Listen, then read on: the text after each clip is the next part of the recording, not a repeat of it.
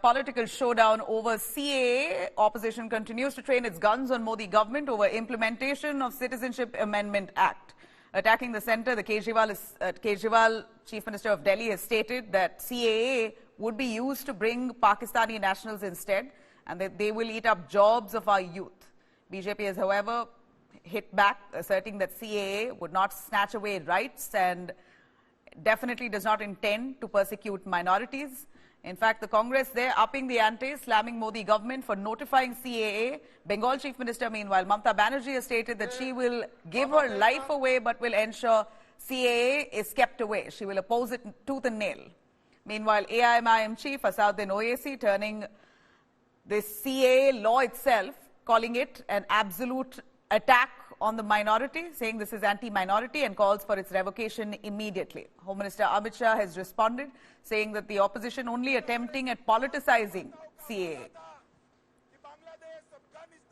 लाखों करोड़ों लोग पाकिस्तान से और बांग्लादेश से अपना धर्म बचाने के लिए, अपना सम्मान बचाने के लिए इस देश में आए, उनको नागरिकता नहीं मिलती थी।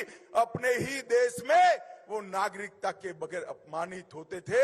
नरेंद्र मोदी जी ने हिंदू, बौद्ध, जैन, ये सारे सिख, ये सारे लोगों को नागरिकता देकर उनका सम्मान करने का काम नरेंद्र मोदी जी ने किया है। जो अपने महिलाओं के सम्मान के लिए, अपने धर्म की रक्षा के लिए, अपने गौरव की रक्षा के लिए भारत की शरण में आए थे, इनको एक कांग्रेस वाले मजलिस टीआरएस विरोध करते थे, नागरिकता नहीं देने देते थे। नरेंद्र मोदी जी ने इनको नागरिकता देकर उनको सम्मान के साथ जीने का उनका स्वप्न पूरा किया है। इस देश के अल्पसंख्यक भाइयों को कहना चाहता हूं, माताओं को कहना चाहता हूं, सीएए से किसी भी देश के नागरिक की नागरिकता जानी नहीं। सीएए नागरिकता देने का कानून है, नागरिकता लेने का कानून नहीं है। ये ओवैसी भी झूठ बोल रहे हैं, खड़गे भी झूठ बोल रहे हैं, राहुल गांधी भी झूठ बोल रहे हैं कि इससे माइनॉरिटी की नागरिकता जाएगी। मैं आपको भरोसा दिलाता हूं कि सीएए के कानून के अंदर किसी की नागरिकता लेने का कोई प्रावधान नहीं है। बीजेपी की केंद्र सरकार से हमारे बच्चों को रोजगार दिए नहीं जा रहे, पाकिस्तान से लोगों को लाके उनके बच्चों को रोजगार देना चाहते हैं।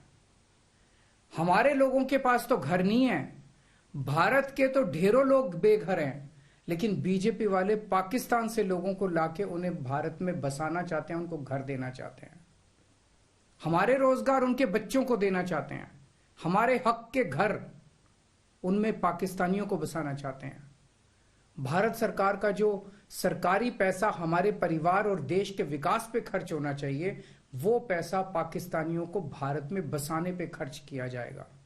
केजरीवाल जी, वोट बैंक की प्रत्याशा में आप कहां तक जाएंगे? बार बार माननीय गृह मंत्री अमित शाह जी ने इसको स्पष्ट किया है कि सीएए हिंदुस्तान के किसी नागरिक की नागरिकता नहीं लेगा। सीएए कानून का हिंदुस्तान के किसी भी नागरिक के बारे में कोई संबंध नहीं है। न हिंदुस्तान में रहने वाले किसी की नागरिकता छीनेगा, न किसी को नागरिकता देगा। जैसे असम में अब देखा, 2019 में जब शुरुआत किया था, 19 लाख लोगों को निकाल दिया था। इसमें 13 लाख हिंदू था, हिंदू बांगाली था। पहाड़ का भी 1.5 लाख का करीब था, सिख का भी था, सबको निकाल दिया था। कितना लोग इसमें, आपको पता है कितना लोग इसमें सुसाइड भी किया है। जैसे ही चुनाव आया, रामनवमी को पब्लिक हॉलिडे डिक्लेयर कर दिया और फिर निश्चित रूप से किसी न किसी मंच से चुनाव के वक्त चंडीपट जरूर करेंगे।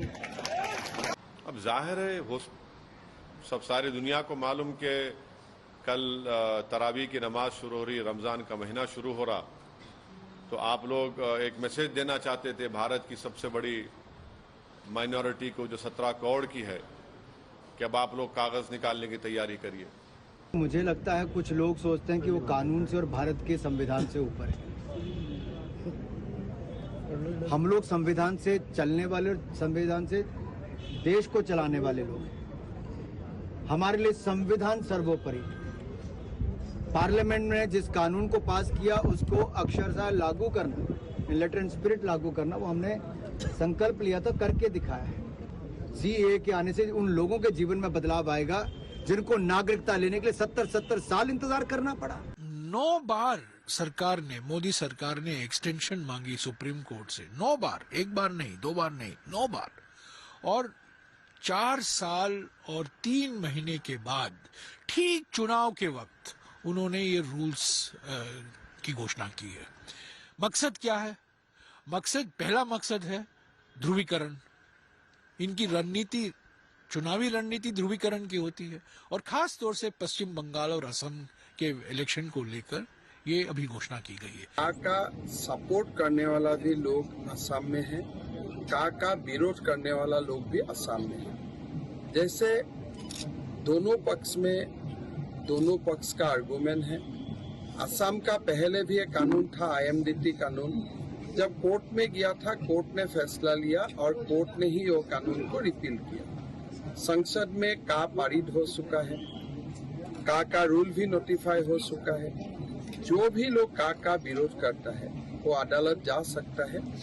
असम का स्थिति और असम का हालत खराब ना हो और असम एक पीसफुल स्टेट बने रहे, यही हमारा लक्ष्य होना चाहिए। CAA is an unwanted law. It aims to give citizenship to persecuted refugees who come from 3 specific countries, Bangladesh, Pakistan and Afghanistan, who have come to India before 2019. But the twist in the tail is that it will only give citizenship to those who do not belong to the Islamic faith and who belong to the other faiths. Any law which differentiates people on faith is not acceptable, and it is discriminatory. And if the India bloc comes to government, we will definitely revoke this law. एका बाजूला भाजपा आहे जो धर्माधर्मामध्ये द्वेष पसरवतो आहे, घटना बदल करू इच्छितो आहे, आणि दुसऱ्या बाजूला इंडिया नावाची आपली जी आघाडी झाली ती देशभक्तांची आघाडी आहे। आपल्याच देशामध्ये काश्मीरी पंडित संपूर्ण देशामध्ये विस्थापित होऊन असे पसरले होते, कोणी त्यांचा वाली नव्हता। तेव्हा संपूर्ण देशात एकमेव हिंदू हृदय सम्राट शिवसेना प्रमुख बाळासाहेब ठाकरे होते। त्यांनी सांगितलं की महाराष्ट्रामध्ये या, मी तुम्हाला घर देतो। যারা সিএএ নিয়ে ভোট নিয়েছিল তারা ভোট নিয়েছিল আপনার কাছে 2019 সালে। ভারতবর্ষে 2019 থেকে 24 মধ্যে শয়ে বিল পাস হয়েছে। একটা বিলের নিয়ম বা রুল ফ্রেম করতে 1 থেকে 1.5 মাস লাগে। সিএ রুল ফ্রেম করতে লেগে গেল 5 বছর। কালকে যে সিএ রুল ড্রাফট করে ছাড়া হয়েছে সেখানে খালি 40 পাতার ফর্ম, ভিতরে কিচ্ছু নেই। এই ফর্ম নিয়ে আপনি কোথায় অ্যাপিল করবেন, আবেদন করবেন, কিচ্ছু নেই। আর একটা গাজরের মতো, জুমলার মতো।